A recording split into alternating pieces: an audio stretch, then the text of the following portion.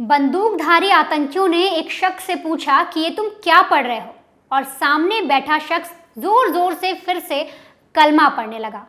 और ऐसे में आतंकियों ने एक दूसरे को देखा और कहा ये तो पक्का मुस्लिम है, और फिर वहां से चले गए। ये कहना है असम यूनिवर्सिटी में बंगाली डिपार्टमेंट के प्रोफेसर देबाशीष भट्टाचार्य का। उन्होंने बताया कि वो अपनी फैमिली के साथ कश्मीर के पहलगाम घूमने गए हुए थे, यहाँ पर वेकेशन मना रहे थे कि तभी उन्होंने देखा कि आसपास बहुत ज़्यादा गोलियों की आवाज़ आ रही है। कुछ लोग कुछ पढ़ने की कोशिश कर रहे हैं। जब उन्होंने पास जाकर देखने की कोशिश की, समझने की कोशिश की, तो उन्हें पता लगा कि जो लोग वहाँ मौजूद हैं वो कलमा पढ़ने की प्रैक्टिस कर रहे हैं। और ऐसे में जो देबाशीष हैं वो फटाफट अपने बच्चों के पास भागे भागे आते हैं, लेकिन वो जब तक अपने बीवी बच्चों के पास पहुँचते, जो आतंकी थे वो उस पेड़ तक पहुंच जाते हैं।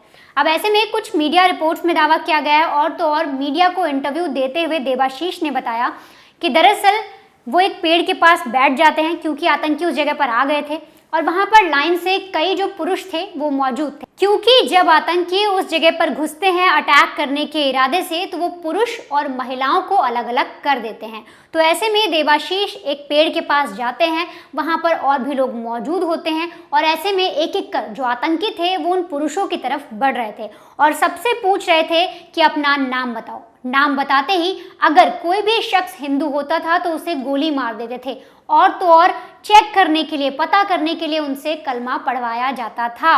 और इस पूरी वारदात में जब आतंकी अटैक कर रहे थे, तो ऐसे में देबाशीष का कहना है, जो प्रोफेसर हैं वो बताते हैं कि जब मैं पेड़ के पास बैठा और मैंने जोर जोर से कलमा पढ़ना शुरू कर दिया, जैसे ही जो दो आतंकवादी थे बंदूक लेकर उनके पास आए, उनके सिर पर बंदूक लगाई गई तो वो डर गए और उन्होंने बहुत तेज और ज़्यादा तेज कलमा पढ़ना शुरू कर दिया। तो ऐसे में जो आतंकवादी वहाँ मौजूद थे उन्होंने एक दूसरे को देखा और कहा ये तो पक्का मुसलमान है, और उसे छोड़कर आगे निकल गए। इसके बाद वो आगे और बढ़ते हैं आतंकी। वहाँ पर एक शख्स और बैठा था, उससे कहा जाता है कि कलमा पढ़कर सुनाओ, लेकिन वो आदमी कलमा नहीं पढ़ सकता, और जो आतंकी थे वो उसके सिर में गोली चला देते हैं, उसके सिर को गोलियों से भून देते हैं। ये पूरा जो वाक्य है, जो पूरी घटना थी, जो पूरी वारदात थी, इसको देख के देबाशीष डर जाते हैं, लेकिन उन्होंने मीडिया को बताया है कि उनको कलमा पढ़ना आता है। वो एक प्रोफेसर हैं, इसलिए उन्हें पता है कि कलमा होता क्या है, कलमा कैसे पढ़ा जाता है, और कलमा के बोल क्या होते हैं, कलमा में क्या पढ़ा जाता है। तो इसमें देबाशीष ने कहा कि उनकी किस्मत अच्छी थी, उन्हें वो पढ़ना आता था, और जैसे ही आतंकी उनके पास आते हैं वो पढ़ना शुरू कर देते हैं। उन्हें डर लगता है तो और ज़ोर से पढ़ते हैं। ऐसे में आतंकियों को विश्वास हो जाता है। आतंकी जो देबाशीष हैं उनसे उनका नाम भी नहीं पूछते और उन्हें छोड़कर आगे बढ़ जाते हैं और बगल में बैठे हुए आदमी पर गोली चला देते हैं। तो ऐसे में बार बार जो देबाशीष हैं वो अपनी किस्मत को शुक्रिया अदा कर रहे हैं। वो कह रहे हैं कि मेरी किस्मत अच्छी थी, और जैसे ही आतंकी वहाँ से जाते हैं मैं चुपचाप किसी तरीके से पीछे के रास्ते से निकल के भागा भागा अपने बीवी बच्चों के पास जाता हूँ, और बीवी बच्चों के पास जाने के बाद मैं चुपचाप उन्हें भी वहाँ से किसी तरीके से भगाता हूँ, और एक छोटे से दरवाजे के ज़रिए हम लोग बाहर आते हैं और हम अब सेफ हैं, सुरक्षित हैं और बच गए हैं।